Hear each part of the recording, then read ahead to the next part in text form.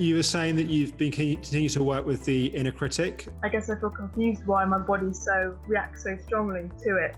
The energy that your inner critic is using towards you, that's your power that it's using against you.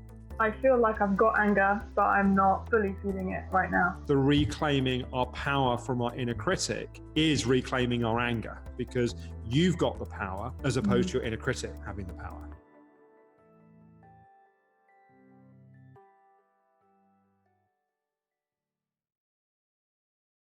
Welcome to this week's episode of In Therapy with me, Alex Howard. And this week we're catching up with Hannah. Hannah firstly has some exciting news. I'm not going to steal her thunder, but there's been some developments on the relationship side. She's also, though, having some challenges around balancing her physical energy with the impact of processing and digesting her emotions. So that's some of what we're going to get into in this week's episode.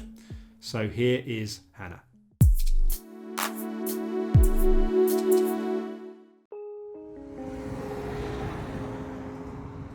It's been about 3 weeks since my session and I felt it was really good. It made a lot of sense to me. I'm just really struggling with the anger thing. At first I did notice it. I felt way more in touch with the anger, and I noticed the inner critic was gone, I just couldn't feel it there at all. And that was really great. It felt empowering. I've been sticking to my goals that I made with Alex about not doing anything out of my baseline, like a big event, just really prioritising my health. I've not done anything that I shouldn't have done, and I'm keeping with my routine. But I made a mistake, I thought I'd got out of the crash, and every time I think I have, I actually haven't. And I did yoga, which is normally fine. And then the next day I did a 5-minute walk, and then I was gone. My legs were just burning, and I've not been able to walk for just so long. I feel really overwhelmed at the moment with it all, basically.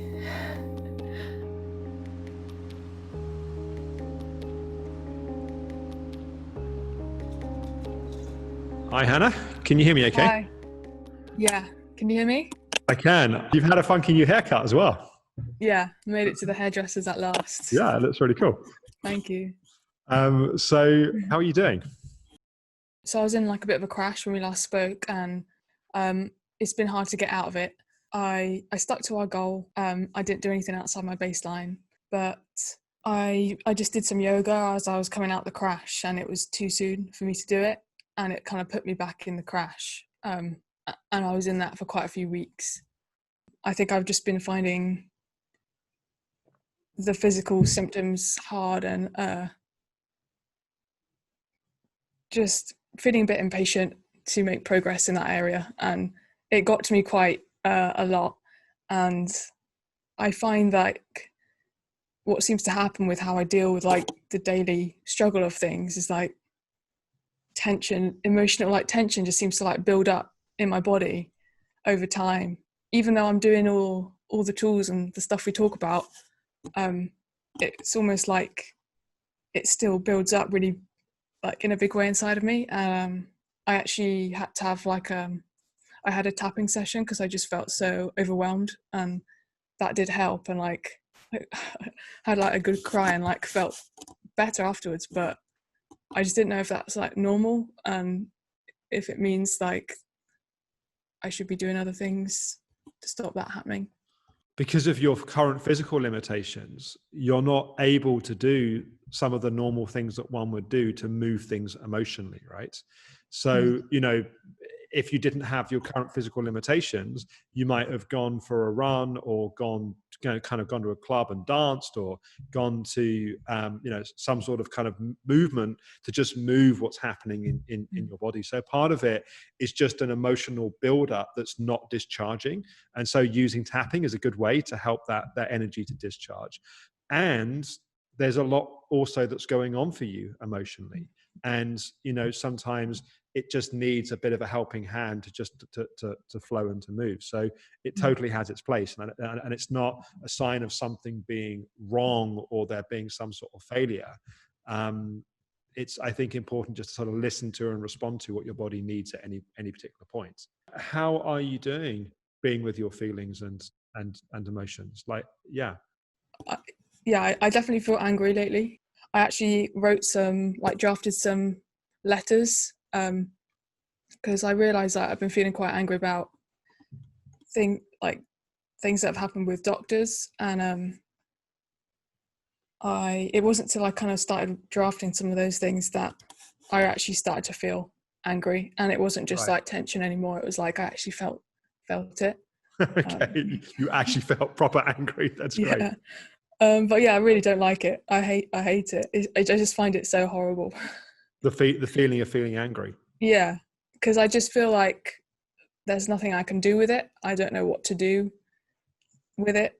It's so uncomfortable. It can like last so long, and I know the point is to feel that, but I just would rather, like you say, be able to do those things to kind of express it, like physical things like running. And when you started writing the letter or the letters, did that help with processing and moving it?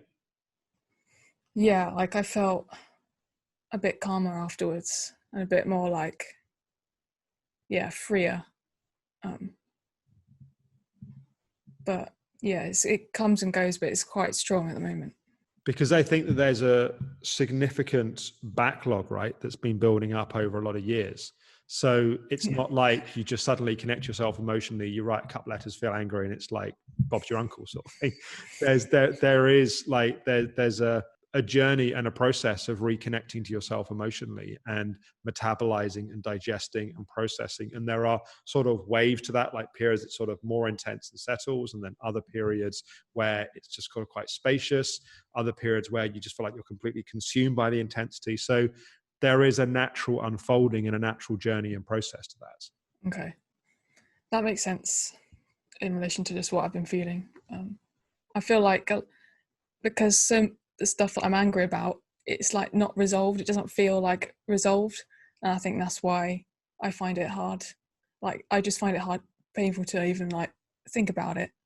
Sometimes it's almost helpful to do like an anger audit, like to sort of go for like, what are all the things that come up that you feel some anger towards? Like, who are the people? What are the situations? What are the contexts, in a sense? And it's almost like taking the time to go like, right, well, let's just get it down in like almost like a kind of master document, like what's all the stuff that I have that I feel angry about. And it may well be some of those are like a 1 out of a 10 intensity, and others, like the more you think about them, are like, wow, that's actually a really intense one. And I think what's particularly interesting in doing this is sometimes the ones that you think are the least significant have the most charge, and sometimes the ones that you think, I'm really angry, you think about it, you go, nah, actually I'm sort of not. Mm-hmm. So it can sometimes be quite surprising where the actual kind of emotion is being, what it's being attached to and where it's being held. I can definitely do that. No, it's sort of like there's something about getting it out and getting it on a sort of page and going, okay, that's my lot. Like that's sort of my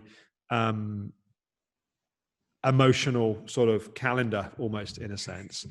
And then it's not that you have to digest and metabolize and process all in one go. Often the way that these things go is that there are themes within it.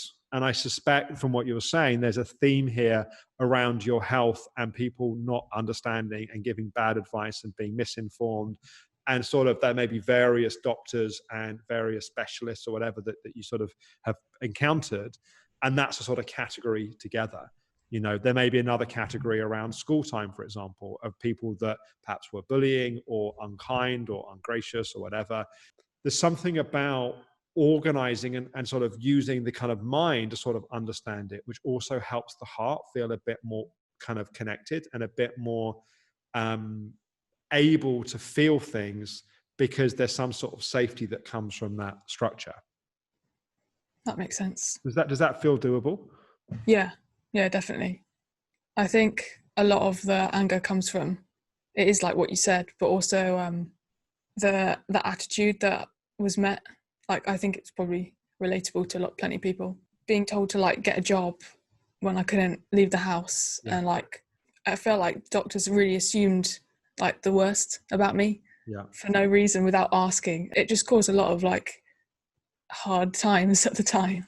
Yeah. And that's also what some of what you've been seeing with, you know, the more that you've been in touch with yourself and the more you've come into your body, the less you've got caught in some of these patterns around other people, the more able you've been to be your true authentic self, rather than go into this sort of defense against the inner critic attacking and the sort of sweating and the sort of response that tends to get triggered by that.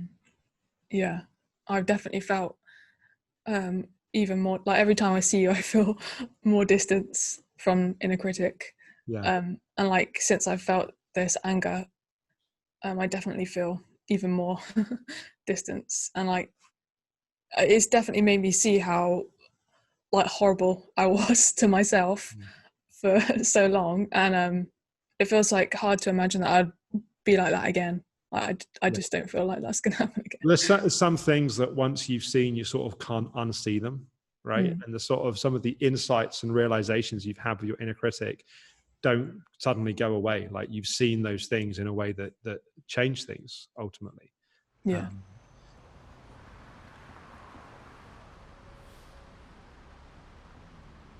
When I feel angry, like I really don't want to meditate or anything like that. And I don't know, I just don't know what your thoughts are about that. That's a fairly common experience. When one feels angry, one wants to punch people or things rather than sit and meditate. Well, first, to take two things separately. So feeling unmotivated when you feel shit is reasonable, right? Particularly when you're working as hard as you are for things to change and it feels like physically they're not evolving at the speed that you would like them to. I think having a sense of knowing what's going on, why it's going on, and what the path is, I think will really help that motivation. Because I think on those days, it'll be like, well, I understand why it is. I know what I need to do. It just needs time to have its impact. I think it's also on those days when we crash physically, we also tend to crash emotionally. So our motivation and our mood also goes down with physical energy. So it's doing what you can to try and avoid those crashes as much as possible, which I know you're already doing in terms of pacing yourself and your sort of overall activity and routine. Sometimes the best meditation when you're angry is, I don't know, it's sort of affected by energy capacity, but is screaming into pillows or punching into pillows. Like just do what you can to discharge the energy. And often when we do that with anger, then there's a layer of sadness that's often underneath that. Not always, but often. And then I think you'll find it's easier to sit and meditate. But when there's a lot of emotion that's moving, often it needs to be allowed to move before we're then able to settle into a more quiet, peaceful place. Okay, that makes sense. Yeah. Tell me about what's been happening on the relationship front. It sounds like there's been some evolution. Because last time I was looking at my notes just before we came on, and one of the things I wrote last time was you wanting to decide to go out there and start sort of meeting people again, and then there's been some progress. Yeah, it feels really good. Like it's been making me feel really happy. Like it's not like anything serious. It's just like a relaxed thing. But I feel like we've got a really nice connection, and we were chatting like over lockdown before we were allowed to meet, and then we met at a distance like a month or two ago, and then we met like without distancing. And it was just I just feel like amazed that, because before I had so much anxiety, and like with dates in the past before the pandemic, it was like I'd have to leave because I was so like my body was just so wired and like uncomfortable, and obviously I was like nervous and stuff, but it was just manageable, and it was like it didn't prevent me just doing what I wanted to do. So what do you think's helped it to change? I actually think kind of the inner critic stuff has helped a lot, because I think that's meant that I've been able to just be a bit more open in the first place, and it's like enabled a better connection with this person than in previous, because I've like just been more myself and shared more stuff, like just being able to be more open about what I can and can't do. And it sounds like you've been able to hear them and respond to them, as opposed to all of your inner critic projections onto them, in a sense. Yeah, definitely. And it did help, like getting to know her like over time a little bit slowly, just because of we had to. So. Yeah, it's sort of like a forced kind of old school courting in a sense. Right? It's like, or like if you remember, like kind of being a kid and sort of having like long distance, like telephone based relationships sort of thing. But actually, you do get to know someone in a sense in that way that is different to in a more typical. If something becomes physical very quickly, it tends to become very much about that connection as opposed to more the friendship and the kind of emotional connection.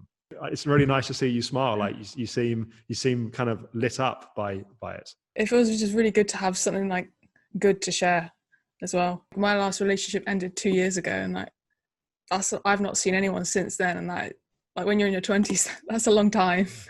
So I feel glad that it's finally like things are moving forward in that way. And how was it in terms of also just having some physical contact as well? There's something that can be very soothing and nurturing and helping one land and be grounded in their body when there's more physical contact in that sort of way. Yeah, it was really good. I can still tell that my system is wired, and like I did still have like loads of sweating, but it still wasn't enough to just stop to make me feel ill or like anything like that. Well, it's also part of it is your body is learning to, in a sense, feel comfortable in different situations, right? And whereas before it would have been sort of overwhelming, the sort of sweating and the sort of bodily reactions, it's already calmed down significantly. And the more experiences you have, the more you become familiar with and the more that you normalize to those experiences. I really think you're on the right track. And I think it's my lack of giving you lots of new things to work with is not that you don't need to keep working with the things that you are, but I think what you're doing is working. And I think it's, in a sense, it's really staying on it with your emotions. Like I think the emotional audit, I think will be helpful. And I think with the anger audit, I've just start with the anger because that's what's kind of up at the moment. Don't push yourself to feel things, but also make the space. And I remember we talked about previously around if you feel a lot of emotion, it can sometimes reduce your physical capacity. So balance the two. Don't feel like you just got to work on the emotions and shut down the rest of your life. I think keep going with it, as long as the physical capacity is there, with the 5 minutes every other day. As lockdown's been lifting a bit more, getting a bit more contact with the world, I think is also important. Sounds good. Thank you. You're welcome. Thanks. Bye. Bye. Hope you enjoyed this week's episode of In Therapy. Be curious as always to hear your questions, your comments, your reflections. It's a particularly difficult challenge, I think, when our resources and capacity are limited, and yet we're trying to work on these different areas and different parts of our life. It can be a balancing act, and I'd be curious as to hear what helps support you and what works for you with that. Please do also like the video if you haven't already subscribed to my channel here on YouTube. Please do subscribe, click the notification bell, and you'll receive notifications as new episodes are released. Speaking of which, we're going to take a break for a few weeks. This is the informal end of season 1. We are going to continue filming sessions with Sally, Lauren, and Hannah. We're also starting with some new participants for what we're informally calling season 2 of In Therapy. So just whilst we start filming with those people, we start getting together the episodes, we'll have a little break. No doubt there'll be some other bits and pieces. I've got some things in the archive I'd like to release that will come out on my channel in the coming weeks. But then get ready for season 2. We're super excited. We're broadening the range of things we're working with. We've got some men as part of season 2, which feels exciting. And we're also going to be pushing the envelope a little bit in terms of the production side as well. So thank you for watching, and I look forward to talking with you soon.